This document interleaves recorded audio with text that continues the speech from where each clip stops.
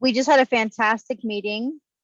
And don't you know, I forgot to hit that record button, even though I said it out loud several times. So I'm going to go ahead and record this before I forget to do it for anybody who wanted to make the meeting but couldn't. My name is Katie Woods, and I created the SLA Cafe. Um, our goal at the SLA Cafe is to help anyone acquire a second language. I started out actually creating materials for teachers to use using CI techniques, which I'll talk about a little bit later. And this idea kind of came together. In the future, I would really like for us to be kind of your one-stop shop for any lessons or classes in multiple language with multiple teachers.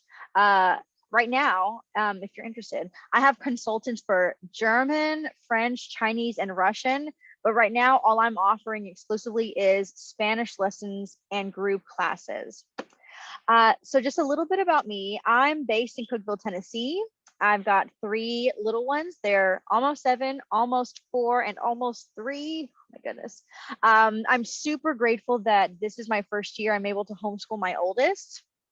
I am a certified Spanish teacher. I got my Spanish degree from Tennessee Tech in 2013, and I started a family, and then I was ready to go back to work. I applied for a job kind of on a whim at Upperman, and I nailed it. And I think they saw something in me that might make a decent educator. So my first year of teaching, I did a job embedded program, and I was taking my education classes, and I had an 8-month-old at home. So that was, I don't really remember how it was. I didn't sleep a lot then. But at this point, I've spent 6 years teaching in Tennessee public schools. So it all just kind of unfolded in this direction. Something we talk about and something I always ask is, what do you remember from your foreign language classes? If you could just take a second to think about it, what were you asked to do to learn the language? What did you enjoy, and how proficient would you say you are now? What I hear a lot of people mention is that they had to do, I keep saying they had a lot of vocabulary to memorize, lists of vocabulary. They had to write conjugations over and over and over again. I can remember them in German still. Just, you know, it's rote memorization. Now, on the positive note, I think a lot of people, the things that they remember are the songs that they learned, which I think is fantastic. Music is so important to me in teaching, and it was important to me in learning as a student as well. So let's dive into it a little bit. I'm not going to spend a lot of time on this because I can really nerd out. But Dr. Stephen Krashen is probably one of the most prominent voices in my field in linguistics and education. And he developed a theory called the second language acquisition theory. And there's a lot to it, it's a whole thing. But one of the big things that he focused his research on was the 2 ways that you can become proficient in a language. You can learn a language, which is an active process. A lot of us are probably familiar with that. You learn the vocabulary. We're going to look at the rote loop here. You prepare, you learn the vocabulary, you learn all of the clothing names or all of the family member names for the exam, and you forget, you start preparing and learning a new thing, and you do the exam, and then you forget it again. It's just this kind of vicious cycle. And what that looks like in the classroom is a lot of flashcards, lines of conjugations, studying, cramming. That's pretty much the traditional model of learning a language in class. Now, he also identified that there's another way to become proficient in a second language, and it's called acquisition or acquiring. This is a little different. It's a passive process. It's something that happens naturally and is really reminiscent of how babies learn their first language. Some people kind of throw around the word immersion. It is immersion in a way, but the baby in question usually ends up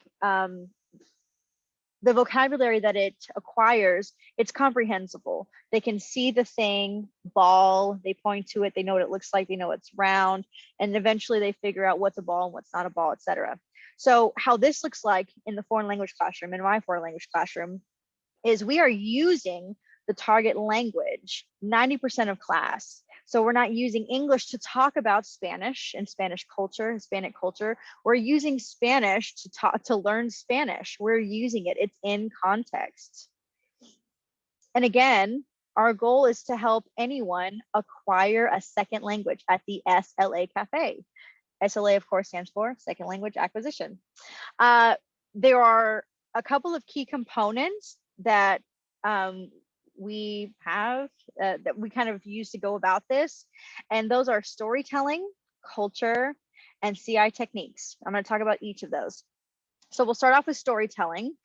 There's a technique called teaching proficiency through reading and storytelling, or TPRS.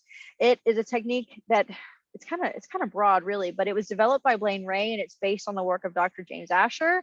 And this really just says that the focus is on reading and listening to language and context. Storytelling. Writing and speaking will develop over time.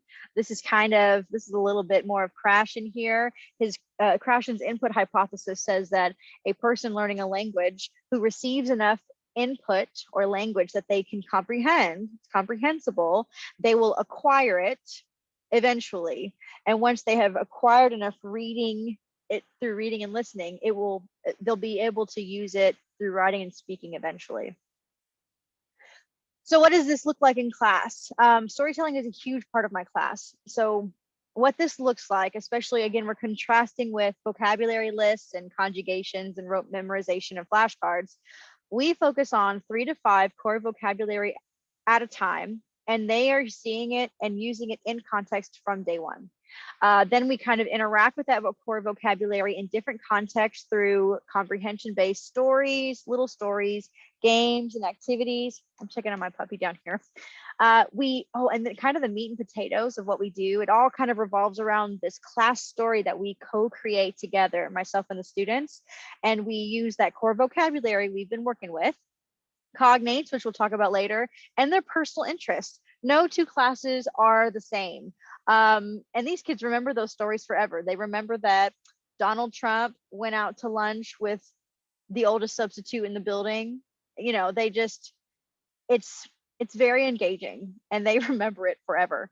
And then I assess their proficiency in using that core vocabulary that we've spent so much time on in listening and in reading, and then later on in writing and speaking. We also do a lot of culture, culture rich. This is all the fun stuff. Aspects of culture include food, music, dancing, customs, traditions, holidays, sports, religion, literature, colloquialisms, or things that people just say culturally, and making comparisons. And this is really important to me. When we talk about culture, I can connect with students' previous knowledge because they have their own culture and have a place where they come from, where they say things and eat at a certain time of day. And we can contrast that with a culture that we're learning about. So I really love to watch that kind of play out in my class and to talk about it. And a key here is that, again, 90% in Spanish, when we're talking about cultural things, it's not in English, we're talking about them in Spanish. Our last key component to helping every student, every person acquire language is the CI techniques. This is kind of what sets me apart from other teachers, to be frank. Comprehensible input is a huge buzzword. And again, that term is based on Krashen's input hypothesis that says that if a person receives enough input that's comprehensible, they will acquire the language. Words like to run, he runs, once they've heard it enough through reading and through listening to me say it over and over again, eventually they'll have that downloaded into their mental dictionary, and they'll be able to pull that out and use it whenever. And again, with the emphasis on listening and reading, they'll still acquire that word, the language, and they'll be able to use it in writing and speaking. So the techniques that I do to keep class comprehensible, since 90% of it's going to be in Spanish, I use a lot of gestures. I've really tried to introduce a lot of actual ASL gestures. Not everybody recognizes them all the time. You know, we have something like says or wants, you know, or has, like they all kind of look like the word, but there's also things like run, you know. So It's fine though. But then the students are also doubling up and they're learning sign language and Spanish at the same time.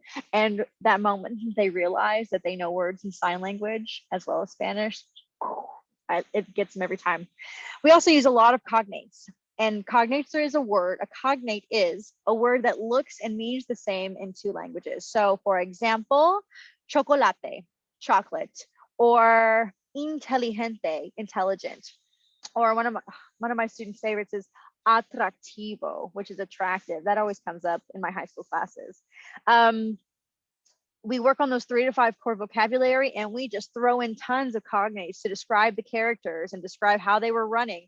Were they walking rápidamente or lentamente? Were they walking románticamente? That's a popular one too. They always get thrown off when I start walking románticamente. I also use interactive posters. You can actually see in one of these pictures, I'm holding my precious question word posters. I use these things all the time when I'm doing my circling questioning technique, which I want to explain here, but it's super important. I also keep the pacing very slow. When I'm talking in Spanish, it's very slow. Telling a story, very, very slow. I'm also doing frequent comprehension checks as a group and individually. And then we do a lot of comprehension-based games and activities. And it's just, again, using all that vocabulary. We're using it so that they can acquire it. And it's there forever. So essentially, I teach CI courses in Spanish. And CI courses with the SLA Cafe, whether you're taking it in Spanish or French or German or Chinese, they are comprehension based. We talked about that. They're proficiency driven. Our standards that are adopted by most states for foreign language are proficiency based. How proficient are you in this kind of language? How proficient are you in drawing comparisons with these cultural products? It's culture rich. I love to talk about culture. I especially love to talk about music and dancing and how that plays a role in culture, other cultures and our culture, and contrasting that. It's standards based. I mentioned that. It's research based. Hashtag Dr. Stephen Krashen. Data driven. That's coming from the comprehension checks. And ultimately, and most importantly, it's engaging. They're effective, they're fun, and they're easy. Because once again, our goal at the SLA Cafe is to help anyone acquire a second language. Now, most of the people who were on my call tonight are interested in weekly group classes, but I do also offer weekly individual lessons. I have my first student signed up for weekly individual lessons. I offer in-person or virtual. It's kind of whatever you're comfortable with, or maybe you can be mostly in person and say, hey, I think I'm going to tune in virtually today. That's fine. We're flexible. It's important to know that we're scheduled according to the 2021 calendar. I actually will have one posted on my website, published soon. And I'm available right now, Monday, Tuesday, and technically Wednesday and Thursday afternoons, just not the weekends or Fridays, and not in the mornings. I'll be homeschooling my son in the mornings. Right now, Wednesday's not on this list because I have some classes scheduled with homeschooling community in Livingston. So I will have some individual lessons, probably like slots available on Wednesdays, later on Wednesdays, but I took it off the list just in case anybody got confused. For my weekly group classes, right now I'm offering them in person. A reminder that they're scheduled according to the 2021 calendar, not a school calendar. Monday, Tuesday, Thursday afternoons. And how the group classes work is there's a minimum of 5 students, but there's a maximum, you can have a maximum of 10 students. Right now I'm offering, if the classes if we have a minimum of 5 students for the age group, pre-K Spanish enrichment level 1, which is basically my kindergarten through 4th graders, which is they're ages 5 through 9, I think. Spanish enrichment for level 2, which are my 5 through 7, 5th through 7th graders, age 9 through 13, 12 or 13. And then I have Spanish 1, which is for a high school credit. And I'm offering that to my 8th graders through 12th graders. I think that's it. So lessons in class, regarding pricing. If you want to see, if I'm like if what's that expression in English? If my bark matches my bite. No, that's not right. Anyway, if you want to see kind of what this is all about, you can schedule a single private lesson with me for $35. There's no commitment. If you know that you're in the medical field and you want to learn Spanish and be bilingual so that you can interact with more clientele to make you less dispensable in your workplace, etc., you can schedule private lessons with me, and the monthly tuition for those would be $120 a month about, because each class is $30. Some months might be $150, kind of just depends on how the month falls. Now, group classes, which apparently has been all the rage. I had no idea that these would be so in demand, but frankly, how this works is whether there's 5 kids in the class or 8 or 10, the class, if you enroll monthly, the class is $15 per student per class. So what that looks like monthly is, for you, I'm doing math now, 15 times 4 is $60. Okay, so it'll be about $60 monthly tuition per student in a group class. It could also be $75 if it's one of those 5-week months. I think that was all. This is the price per student per class. And that's if you enroll in monthly tuition for private lessons or group classes. I think that's everything. If you would like to contact me with any questions or any feedback, I mentioned very clearly that a lot of what I have put together has been, I mean, I'm super grateful and thankful for people in the community, homeschooling communities, parents who have given me feedback about their needs. If you have any feedback or any suggestions or any ideas or any questions, feel free to contact me. My number is 865-245-5129. You can also contact me through my email at theslacafe@gmail.com. My website is theslacafe.com.